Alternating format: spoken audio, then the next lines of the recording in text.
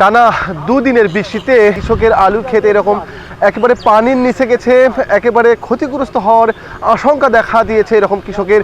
যে দর্শক, এই মুহূর্তে আমি রয়েছি গাইবান্ধার গোবিন্দগঞ্জ উপজেলার যে শাখার ইউনিয়নের এরকম বেশ কয়েকটি গ্রামে আমি দেখেছি এরকম কৃষকের মাঠের পর মাঠ। একটু দেখাবো আপনাদেরকে, একটু চিত্রে দেখাচ্ছি আমি।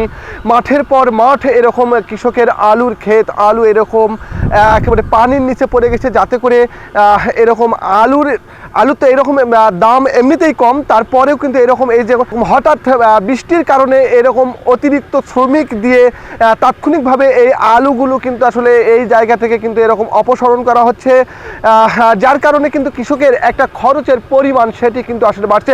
আমরা কিন্তু কৃষকদের সঙ্গে কথা বলেছি, তারা কিন্তু বলেছেন যে এই যে অতিরিক্ত খরচ, এমনিতেই তো দাম কম। আমরা কিন্তু দেখেছি গতবার কিন্তু এরকম কৃষকরা আলুতে অনেক ক্ষতির সম্মুখীন হয়েছিল, তো এবারও কিন্তু এরকম যদিও আলুর ফলন ভালো হয়েছে, কিন্তু এরকম হঠাৎ বৃষ্টির কারণে মানে যে পানির নিচে যে আলু, সেই আলুগুলো কিন্তু আসলে নষ্ট হওয়ার উপক্রম রয়েছে। আমরা একটু কথা বলবো একজন কৃষকের সঙ্গে।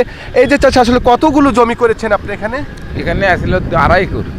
2.5 একর। তো এই যে পানির নিচে যে পড়ে গেল, এখানে কি আপনার ক্ষতির সম্মুখীন হবেন নাকি? ক্ষতির সময় পুরা ক্ষতির সম্মুখীন হয়েছে, পুরা লসের ভাগ আছে।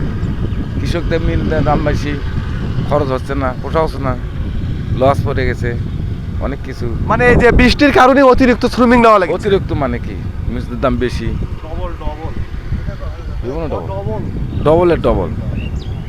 তো আমরা যুক্ত হয়েছিলাম একজন কৃষকের সঙ্গে, তিনিও আসলে যেমনটি বললেন যে অতিরিক্ত শ্রমিক তাদের কিন্তু এরকম লাগছে, এবং এই যে তাৎক্ষণিকভাবে এই আলুগুলো কিন্তু এই জমি থেকে অপসারণ করে কিন্তু এরকম বস্তায় ভরানো হচ্ছে, এবং এই বস্তাগুলো কিন্তু আসলে এরকম কোল্ড স্টোরে নিয়ে রাখবে কৃষকরা।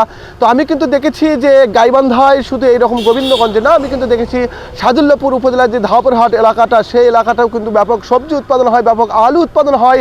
সেই জায়গাটাও কিন্তু আমি দেখেছি যে এই যে হঠাৎ দুদিন, অর্থাৎ বৃহস্পতিবার এবং শুক্রবার, দুদিন বৃষ্টির কারণে কিন্তু এরকম আলু সহ কৃষকের যে সবজিগুলো সেগুলো কিন্তু এরকম পানির নিচে গেছে, যার কারণে কিন্তু কৃষকরা কিন্তু এরকম ক্ষতির সম্মুখীন হবে। আমি কিন্তু কৃষি বিভাগের সঙ্গে কথা বলেছি, তারা যেমনটি বলছেন যে পুরো গাইবান্ধায় কিন্তু এবার 12,500 হেক্টর জমিতে এরকম আলু চাষ করা হয়েছে এবং আলুর ফলন ভালো হয়েছে, কিন্তু হঠাৎ বৃষ্টির কারণে এরকম ক্ষতির আশঙ্কা করছেন কৃষকরা, যার কারণে একবারে হতাশ কৃষকরা।